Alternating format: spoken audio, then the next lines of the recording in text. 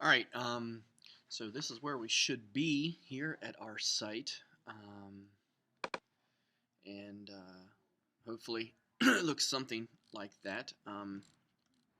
We should have some space issues here to where our text is kind of bumped over with our content part of our wrapper, and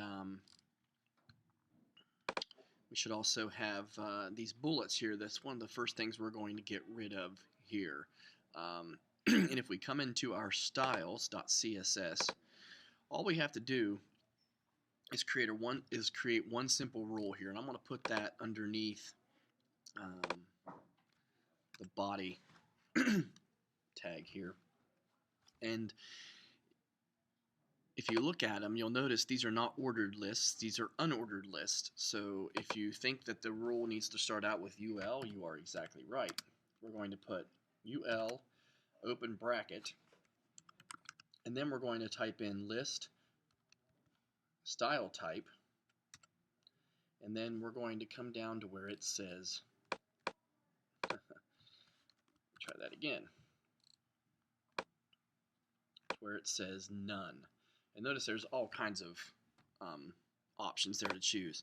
But if you don't want the bullets to be beside it, then you pick none, semicolon, open or closed curly bracket. And if I preview this in Firefox with saving it, notice now that everything that has an unordered list now does not have bullets beside it. So that's a quick and easy way to get rid of the bullets, just by adding a rule to whatever it is that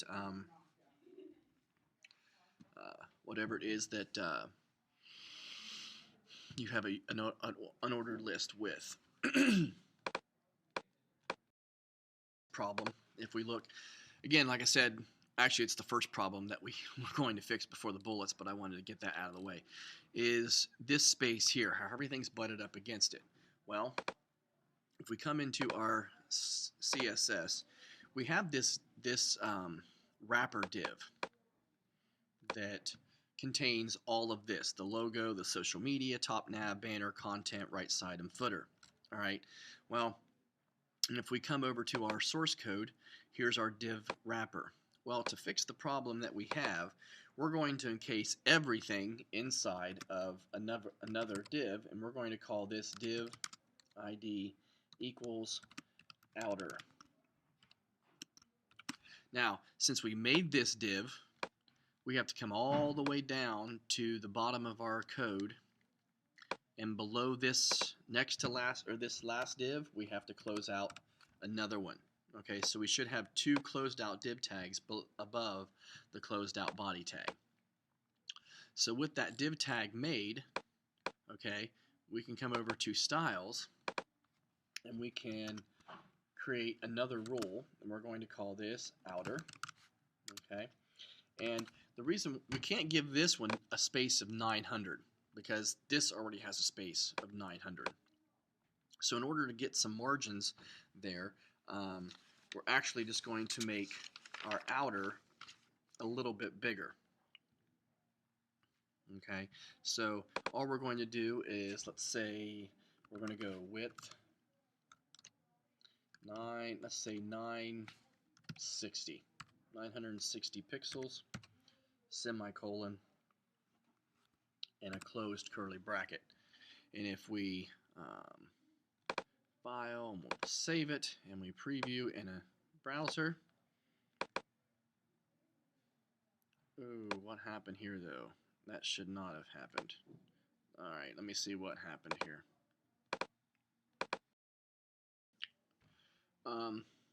Alright, dummy. Me, I wasn't even thinking that we had talked about margins before. Basically, all we're going to do is we're going to take this and we're going to copy it. We're going to paste it, because we want the margin to be 0. We want it to be auto, to where when we resize our window, it stays centered like it had before, and then we'll change this to 960 pixels. We'll preview it in Firefox, and now again notice that we have our window resizes properly, but notice now we also have space from our content on the both sides of our page, and it does not seem so cramped. So we're finally making some headway. Next, we're going to come into this logo here, and we want to move it and give it some space. So to do that, we're going to type in margin,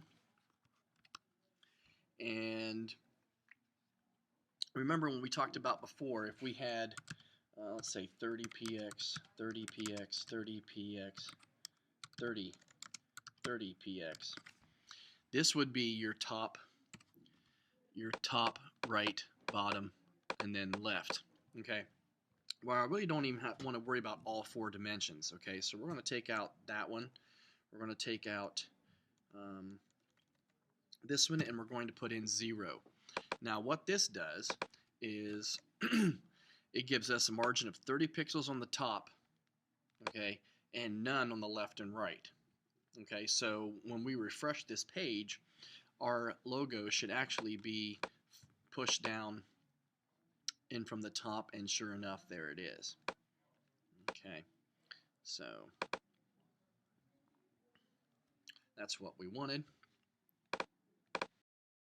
Next, we need to take these social icons, and we need to float them to over here. Okay, we shouldn't have them up and down like this, or neither the navs either. And we're going to fix that, and to do that, we'll come into our styles, and basically we just need to hit inside this social media icon ID that we have made. Okay, so I'm going to click inside the curly bracket there, and if you want to float something to the right, really all you have to do is type in float, and you guessed it, right. Alright, now if I refresh this and I go to design and we refresh this, actually come back to here, let's save it, we'll go to design, maybe is that refresh? Okay, fine, we'll preview it in Firefox, see what that does. Still didn't do anything. Okay, I think maybe what the problem is, we have to, I'm thinking that we have to actually float our logo left. That's why this will not work. So we're going to come inside to our logo, and we're going to float left, because we want to put it on the left side of the page. If we didn't do this, there's obviously no room to put that. So let's cross our fingers and... Okay, so it kind of works, although we got a mess here. I'm not exactly sure why they're jammed up over there. Let's try to fix something here, and we'll just go with it, and I'll see if I can come back to it. We need to make another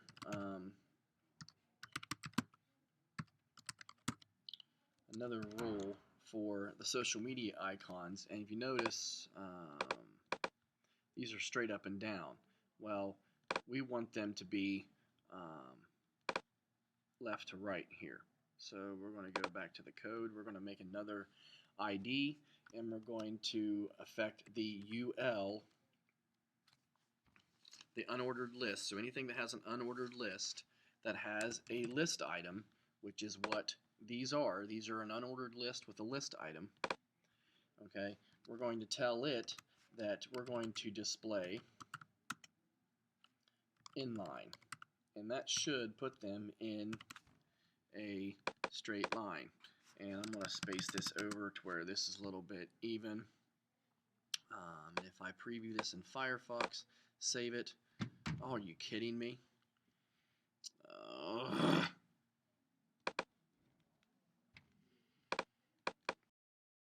Obviously, if you see, I put UK instead of UL, so you can see how easy it is to mess things up, and there we go. Alright, so now we floated everything to the left, floated everything to the right, and then we have this problem here with our nav bar here, and it's stuck in the middle and doesn't know where to go, so we're going to fix that next. We're going to come down to here where it says top nav, And inside this, we're actually going to basically clear the left and right float. And to do that, you guessed it, we type in the word clear, and then we just simply type in both. And that should clear the float left that we had for the logo, and it should also clear the float right that we had for the social media icons. And if I preview in a browser, we'll cross our fingers, and there we go. Our nav bar is now down below. And another thing I do want to do, however, though, is I want to bring these social media icons down. So we're going to come back into our social media icons, and right after the semicolon for float right, we're going to type in margin, and I only want to affect the top. So top and bottom are the first two sets of numbers. That's so 30 pixels, and then let's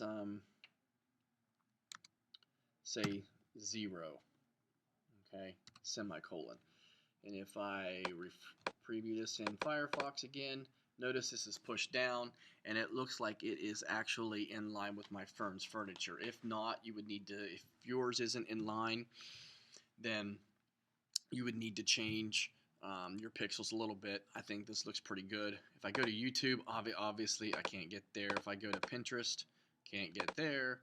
Go to Twitter, obviously, and we all know Facebook won't work, but at least these links all work. And if I go to my other pages, they go there, but there's nothing on that content yet. So we had some issues there, but we worked through them, and so we covered a lot. We added a wrapper outside of our wrapper to give us some space in between our content and our pictures.